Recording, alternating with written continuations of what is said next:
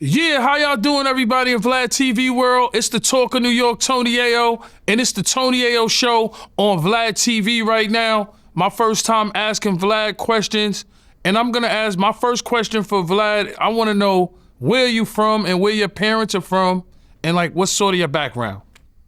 I was born in Kiev, Ukraine, at the time it was part of USSR.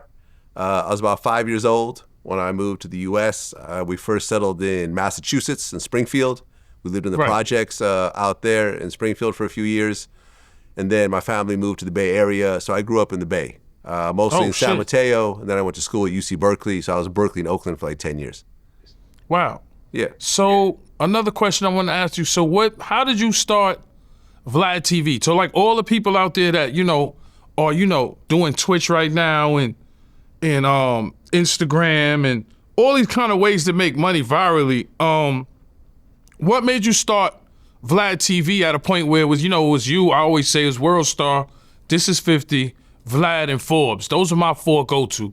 What made you start Vlad TV? And how long it's been too? Go ahead, sorry. Vlad TV officially launched in 2008, and actually the first person to say Vlad TV on camera was you and Lloyd Banks. Oh shit, that's crazy. Right? Like that clip is actually still on my YouTube channel. But if you remember, me and you knew each other during that time. I was doing DVDs, right? The Hot in Here DVDs. I would come to G-Unit offices with my camera, and I would film, you and, I remember and Banks and Young Buck. Not really 50 at that time, but I was getting footage. I was doing interviews. We're putting up music videos, remixes, whatever else. So I was already in the video game. And then when YouTube started its partner program in 2008, I just saw the vision. I said, okay, this is about to be the biggest video platform ever. Right. So let me stop DJing. Let me stop doing mixtapes. Let me stop touring. Let me stop hustling on the side, because I was doing some stuff that wasn't totally legal at that time. Right. Wow, but I didn't know you was a... Okay, go ahead. Yeah, man. So I was like, let me just focus on this right here, because I think that this is going to be the next big thing. It's totally legal. I don't have to worry about, because I was doing mixtapes at the time and DJ Drama got busted, right? I don't know if you remember that. Yeah, I remember that. The feds raided his studio, his warehouse.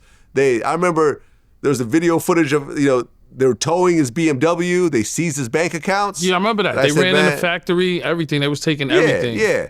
So I was like, man, I don't want to go through this. Like, I'm not making enough money to then have the feds arrest me and seize everything. Like, let me work on something that's completely legal, because mixtapes were kind of illegal, right? You're not really, Yeah, definitely. You weren't really clearing the songs and everything else like that. Like, we were just all kind of hustling, hoping that it would end up okay. But at any moment, we knew that the feds can come and bust us. So once I saw Vlad TV, YouTube, and I'm like, listen, I'm going to take my video content, I'm going to put it on YouTube. At that point, there was no looking back. So this is 17 years in. What gave you the drive to do it? Because it wasn't easy to have, these platforms. You need a staff. Like, what gave you the drive, and what did it take for you to have the consistency with Vlad TV? Well, I was a little bit older, man. Like, if you look, like, I'm 52 right now. I was in my mid-30s, right? And I always think 10 years ahead. So I'm thinking like, all right, I'm not YOLO. Like, I'm not just living life and hoping for the best. I don't feel like God got me or things are just going to work out. I feel like, I got to prepare for the next decade. And this is an opportunity, and everything else I've been doing up to this point, I've been just kind of treading water. I'm watching you guys blow up, right? And become rich in the same field that I'm in. I mean, granted, I'm not a rapper, but I'm in hip hop. I'm a DJ. I'm rubbing shoulders with you guys, and people like you and 50 and Banks and everyone over there, like Eminem, Dr. Dre, they're all making millions, hundreds of millions, and so forth. And I'm still kind of treading water. So I'm like, I got to do something where I could really, the more effort I put into it, the bigger it's going to get. And I'm not worried about it being illegal and so forth. So I just put everything I had into it. And I just knew it was the future. And a lot of people didn't see it at the time, but I saw it. So that drive was, I got to do it. The reason why I'm behind the camera most of the time was because if you remember, I was holding the camera. Yeah, that's true. You remember that. You remember me going and interviewing you while I'm holding the camera.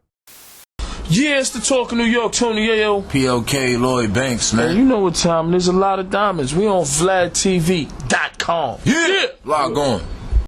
Yeah, Times have changed, right? Now you're in a Manhattan studio and everything, but at one point, I'm standing in front of you and I'm holding the camera and I'm asking you questions behind the camera. Then I'm going home and I'm editing the video and then I'm, uploading it or whatever else. So, man, like I just felt like this was sort of my last chance if I wanted to really do entertainment at a high level. And luckily it worked out.